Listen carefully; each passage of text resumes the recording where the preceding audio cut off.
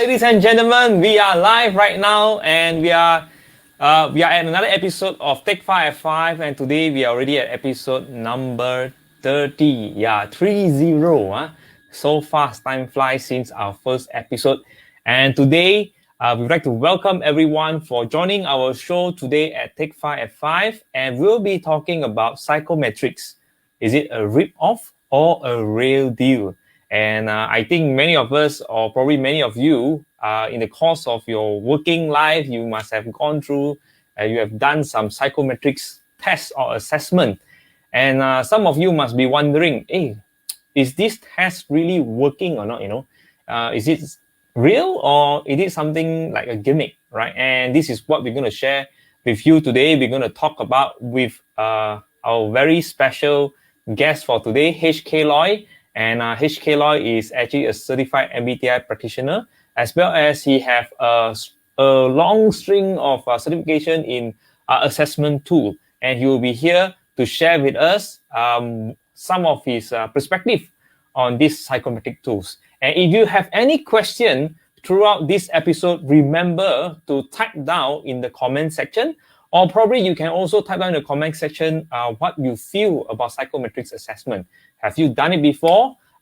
Does it work for you? If it works for you, maybe you want to share with us some of your experience as well. So once again, thank you very much for joining us. We will start our session by inviting HK Loy to join us in our show. Konbanwa, Loy-san.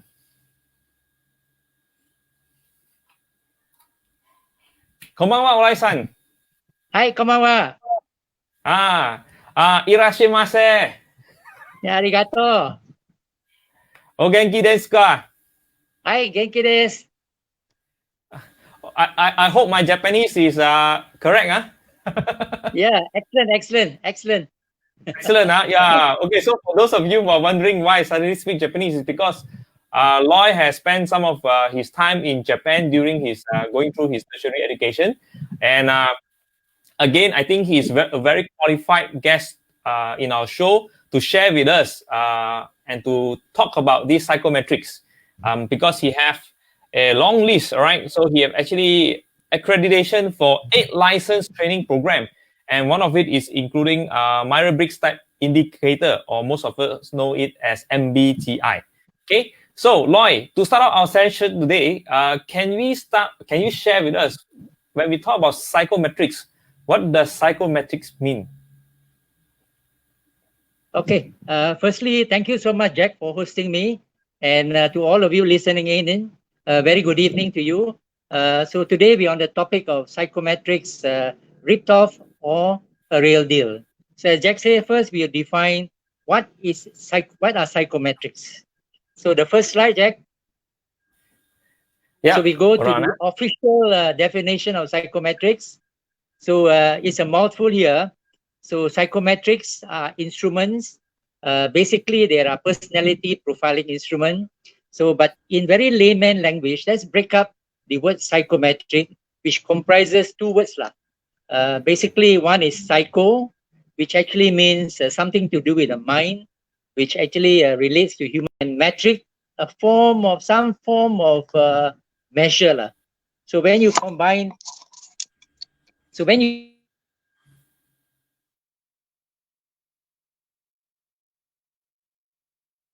Okay, so one is measurement, and the other one is in terms of the psychological. So we are measuring the person's psychological well-being, is it?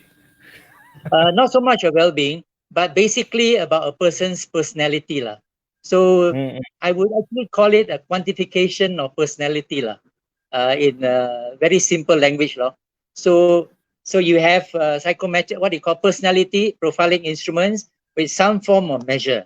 So that's what psychometrics are. And of course, psychometrics in the commercial market, there are over more than 1,000 commercially available psychometrics available. And of course, I don't know all of them. So for today's session, I will just only reference it to the instrument which I'm more familiar with, which is the Myers-Briggs type indicator, or popularly known as the MBTI. Which is actually presently now the most widely used psychometric in the world. Hello? Yes, yes. I'm Yeah. sure many of our audience here are also familiar with MBTI. If you know of MBTI or if you have done any MBTI psychometric assessment before, can you type down in the comment? Can you comment one? Just put one, yeah? So type down one, let us know if you have done MBTI before, or probably Loy also would like to know if any one of you have done MBTI before. So that as we go on our conversation, then we know that you also know a little bit of MBTI. As again, as what Loy mentioned, the perspective that he's going to share with us are mainly revolving around MBTI. Okay. Now, the next question we will. Hello. The next question Yes, we probably ask would. Hello, can you hear me? Hello? can go ahead. Yes, can. Okay. So the next question probably people will ask, why do you use MBTI? Why do you use psychometrics? So psychometrics are used in a variety of situations. Of course, popularly used in recruitment, in a variety of management situation like team building, leadership, educational counseling, guidance, and a whole range of what you call users lah, in terms of psychometrics. So that's why you have, for conflict management, you might have Thomas Kilman, which I think WIFA presented something last week. You have on EQ, you have on competency, you have for recruitment, for instance, OPQ, 16PF, California Psychological Index, So for team building, you might have well-being team roles. So there are more than 1,000 over psychometrics available in the market. Okay. Wow, there's a lot, 1,000. So if there's so many psychometric tools and assessment out there, right? Which one to choose, Loy? There's so many. Yeah. Which one is the best one, Loy? Okay, there's no best one. You see, all psychometrics are created for a certain purpose. Some are created for recruitment. Some are created for, let's say, for self-discovery, self-awareness. Some are created for career counseling. Some have more than one, what you call function, or it is used for more generic purposes like MBTI. So it depends what your purpose is. If you want recruitment, the recruitment tools are useful, and most psychometrics are created for normal people like you and me.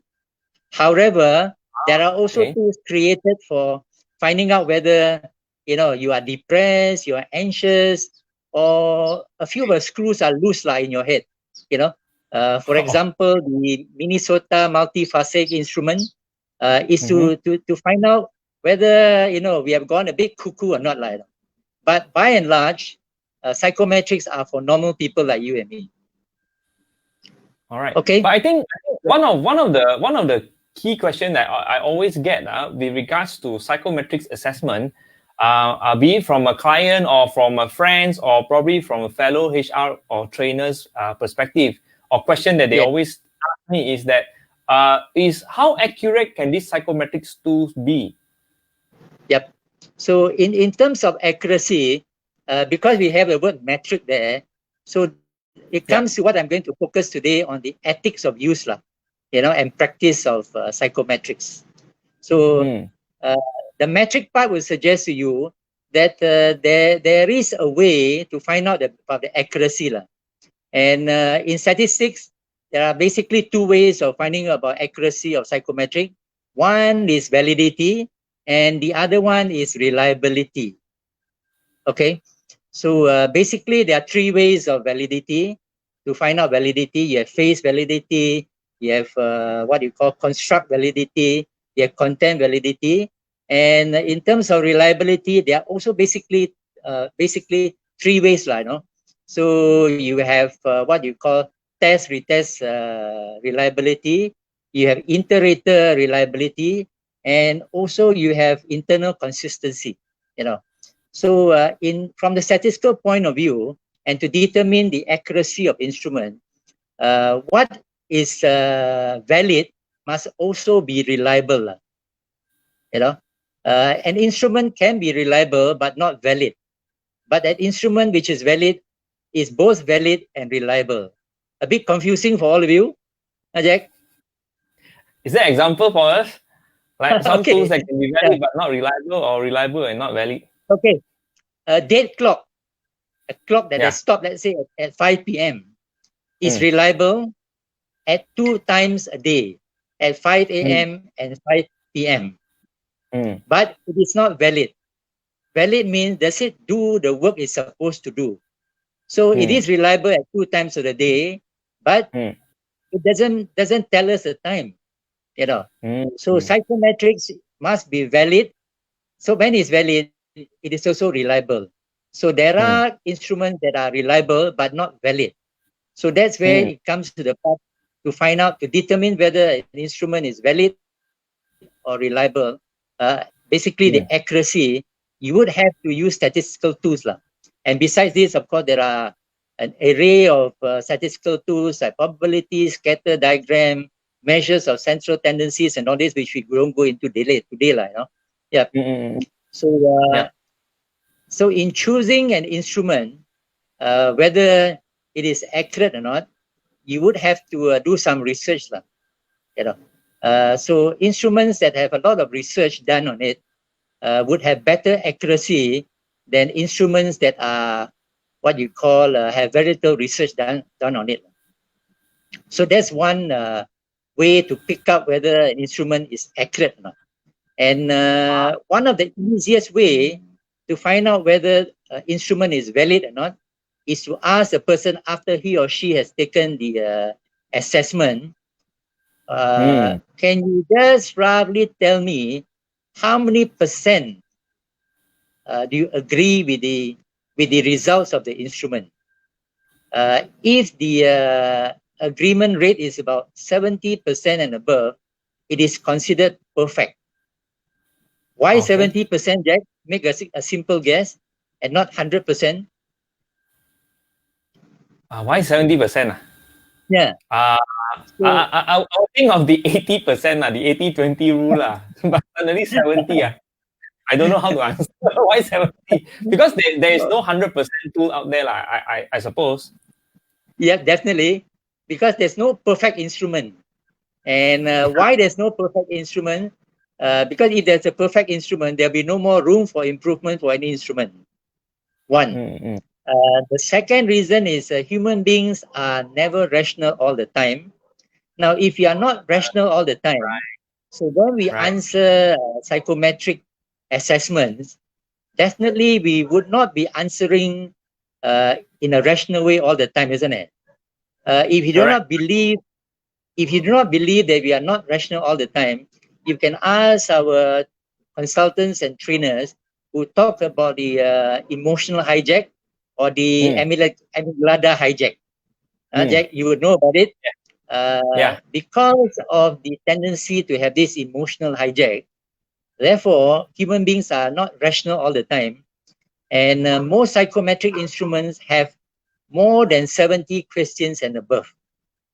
You know, Mm. the Yeah. more questions a psychometric has, the more the tendency is that it be more accurate. So, Mm. like the MBTI, it has only actually what you call 4 dimensions, which you call dichotomies. So Mm. technically, if you want to find out about your MBTI profile, if Yep. there are 4 dichotomies or 4 dimensions, you technically need 4 questions, isn't it, Jack? Yep. Yep. But Correct. why does Correct. the MBTI instrument have 93 questions? Yeah. To make It's it more because, accurate. yeah, the questions are repeat. So if you analyze the question number 1, question 20, question 25 are repeat question. They are phrased differently to make Mm. sure that, we get what you call, finally, when we answer, we get a more accurate representation of our personality types. Mm. Yep. Mm. Mm. So Mm. Mm. one way to determine the accuracy of psychometrics, it is Mm. through statistics, Yep. validity, and reliability. And remember, an instrument must be valid. So one is valid, is also reliable. And the rate of validity is anything above 70% is considered perfect. Okay, Lloyd. So far, okay, then?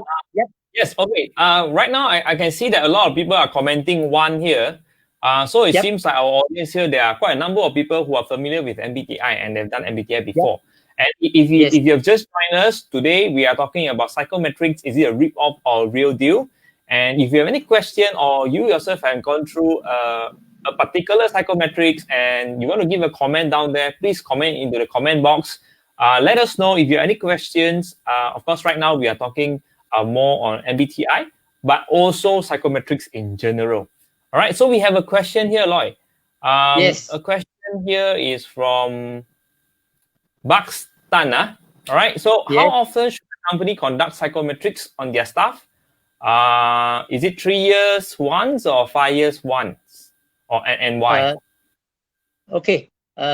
Sadly, in Malaysia, the local companies are not very open to psychometrics.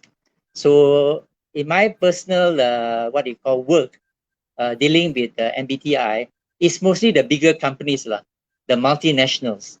And this is where I come to the ethics of usage of and practice of psychometrics. Now, to develop psychometrics, you need capital, and of course you have to pay for the psychometrics, because psychometrics, by and large, those that are licensed, you need to pay for it, and most companies are not willing to pay for it, you know.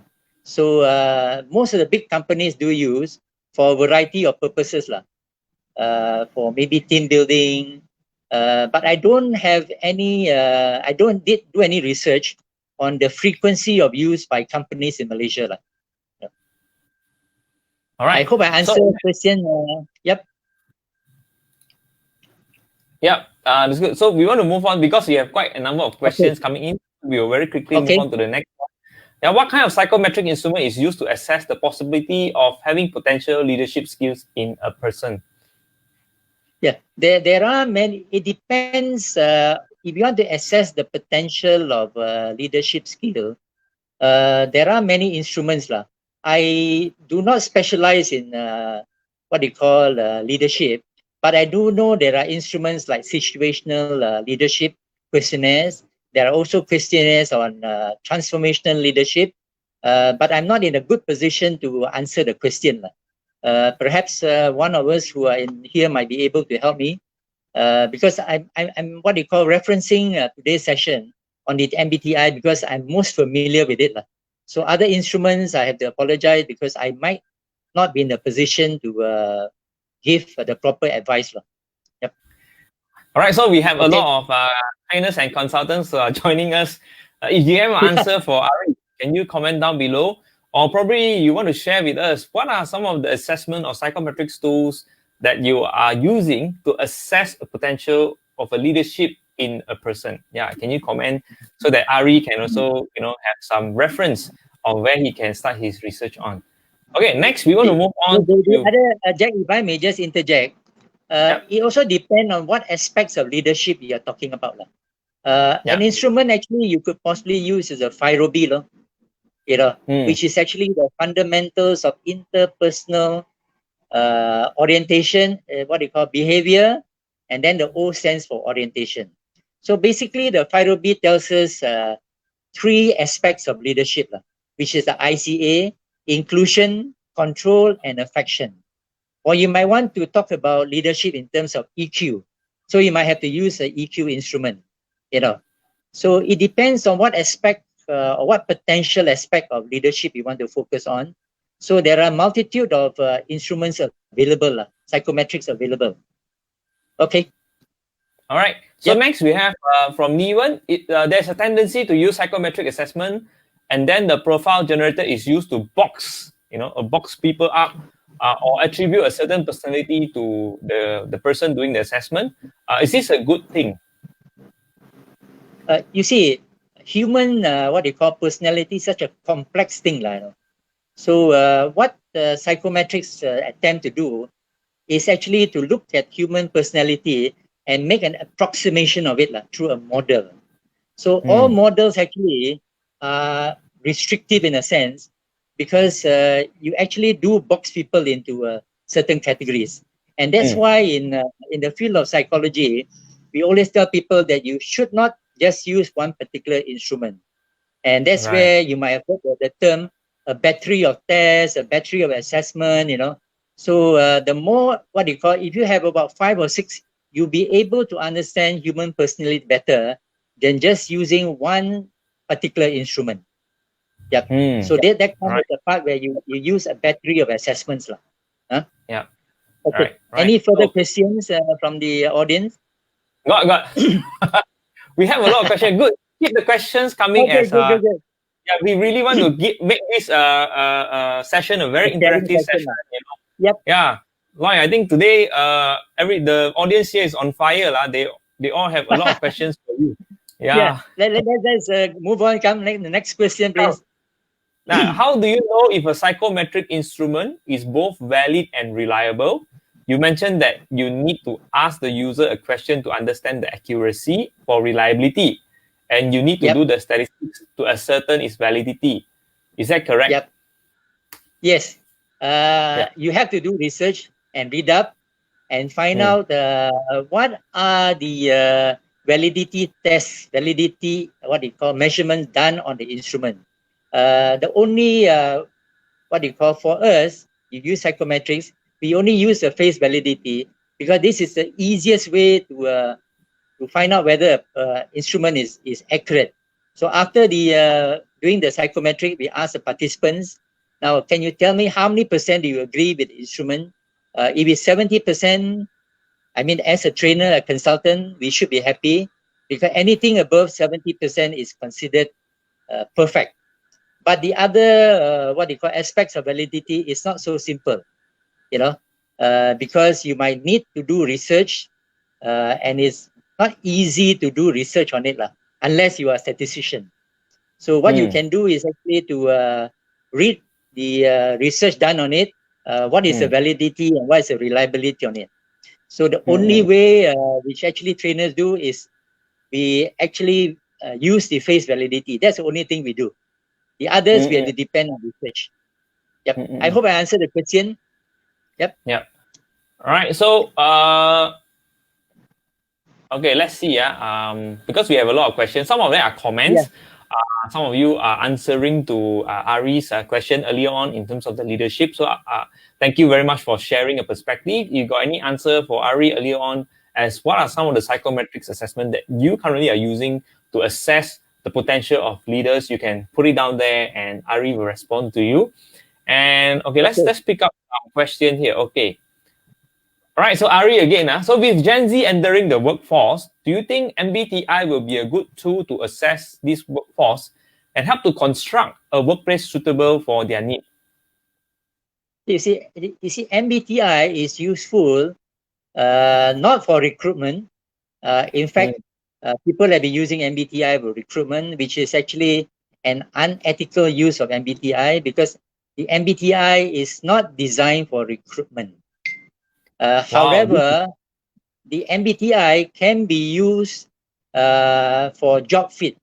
After a candidate has been selected, it comes into the organization. So the MBTI, because it tells us about our preferences, so you can actually use MBTI as a job fit to put the candidate in a particular, what you call, section or the part of the organization that best fits his or her personality, but not as a recruitment tool.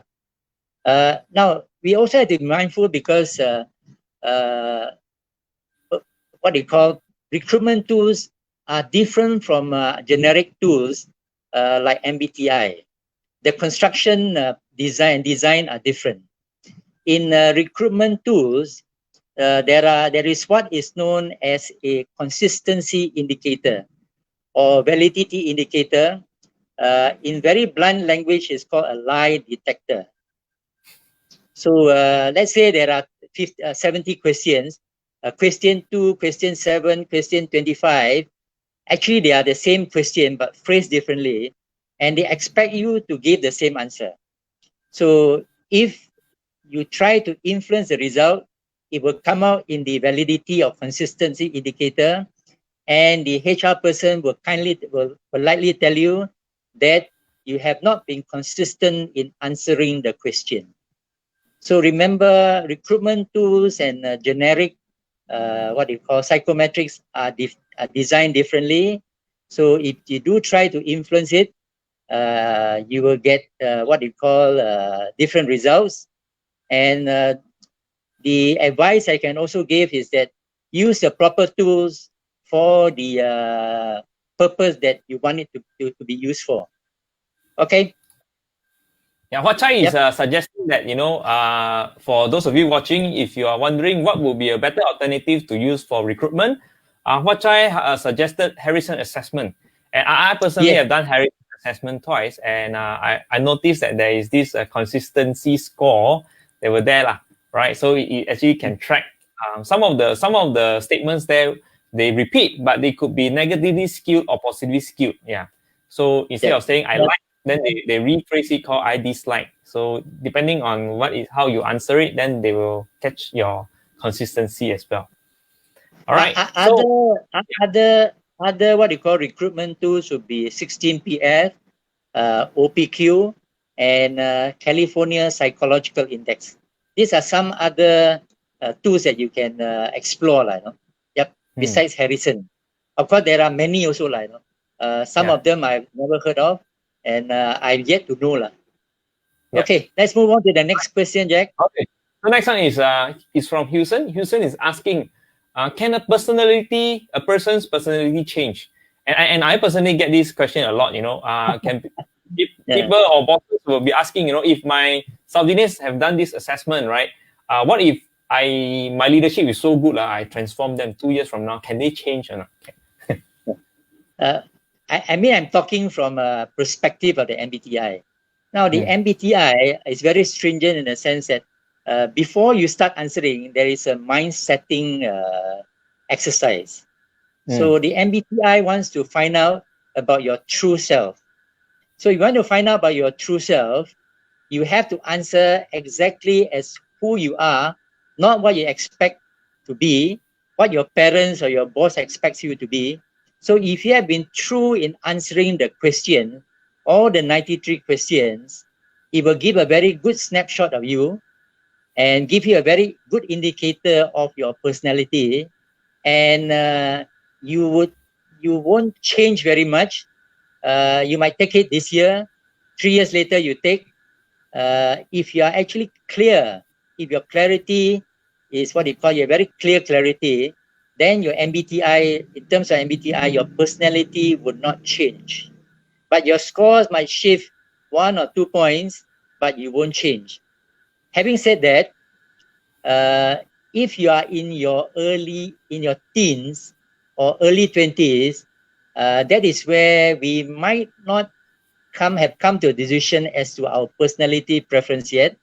So that might influence the result, and you might change at a certain point in time. But if you are usually in the 30s and above, your personality preferences should not change, except for a rare number of cases, and there are reasons to it. Yep. Yeah, Lloyd, I heard normally when people go through near-death experience, sometimes their personality change. Is that true? Yes. Near-death experience, sometimes we have questions of existentialism. You ask questions, why I'm here on earth, maybe I'm designed for a better, further, what do you call, higher purpose and all this. Then your personality preferences might change. But these situations are very rare, and it doesn't happen very often, So in rare, exceptional cases, it happens. But we are talking about very general cases, like people like you and me. We normally don't get those type of existentialist experience where you find, hey, am I, somebody is calling me from up there and all these other things. It just doesn't happen that often. Yep. All right. So next question we have from Wan Yue. Psychometrics tools are usually developed in English language and they come from the West. What is your experience using any of it in Malaysia's multicultural settings? You see, psychometrics are not easily designed. As I mentioned, there is a validity and there's a reliability part. So it takes roughly anything from 2 to 5 years to what you call to test this validity and reliability. Of course, there are local versions designed. For instance, one of our local psychologists had designed an instrument specifically to when the police, the mata-mata, the constable go for interview, they just want to find out what is their inclination to what they call corruption when they join the force. And using this particular instrument, I don't know what is the validity or the reliability score, but according to newspaper report, about 60% of the people who came for the interview are prone to taking money under the table, which is very frightening, lah. You know. So I am not aware of local instruments, but I do know some local what you call practitioners who have actually their own instrument, lah. But how accurate, to what degree of validity, to what degree of reliability, I'm not sure because there's no research done on it. Okay. Yep. Yeah. Wow, very good. Wow, today's episode seems like the audience are all on fire. It's very Which is good. good, and very interactive. Yeah. All right, so we have a comment here. All right, we have a comment here from TK, and it says many people don't understand the actual usage of psychometrics instrument. Okay, they treat it like a fortune teller machine, and then box people with so-called result. Yes. Report. Very unethical and dangerous. What is your take on this, Loy? Yeah, that is why one of the ethical use of psychometrics, you must do some research on the instrument that you're using. The more research, the better. Read about the validity, read about the reliability, what is the level of reliability, what is the level of validity, and of course, very importantly, make sure you get a license, a certified or accredited trainer to do your training. If not, you get freebies on the internet, and then you don't know what it's about. And very frequently, for instance, MBTI, people confuse the MBTI with another instrument called the Kersey Temperament Sorter. Now, the Kersey Temperament Sorter was developed by a professor called David Kersey, who actually added the temperament components into MBTI and ran into a bit of copyright issues with MBTI and also the typology that they use. But it is free on the internet. So people take it as MBTI, but do remember that the Kersey Temperament Sorter is not the MBTI.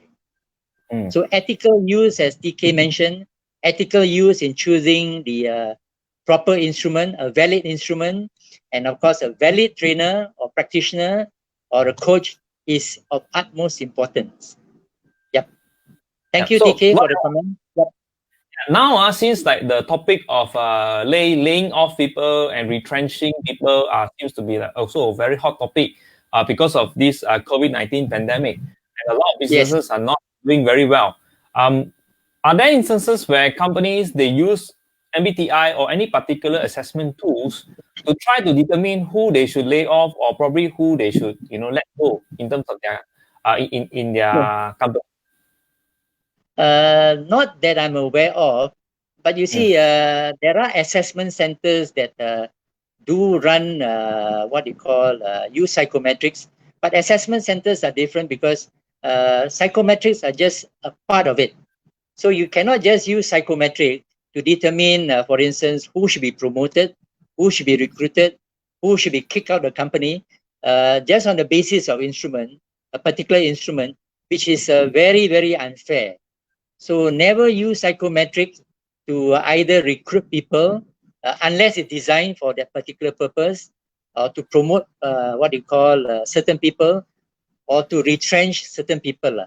So unless it's designed for that particular purpose, then use it. But I'm not aware of any psychometric that is what you call designed to retrench people. Not to my knowledge. Maybe some of you consultants might be able to help in this. Yep. Right. Okay. So in the interest of time, Lloyd, we have come to the end No, of time's up our already, show. Yeah, time passed Yeah. very fast, right? So there's one key message, right, to our audience here, in terms of the psychometrics and also what we're talking about, whether it's a rip-off or real deal, right? What are the one key message that you would like to pass with our audience today so that they get the real deal when it comes to psychometrics assessment?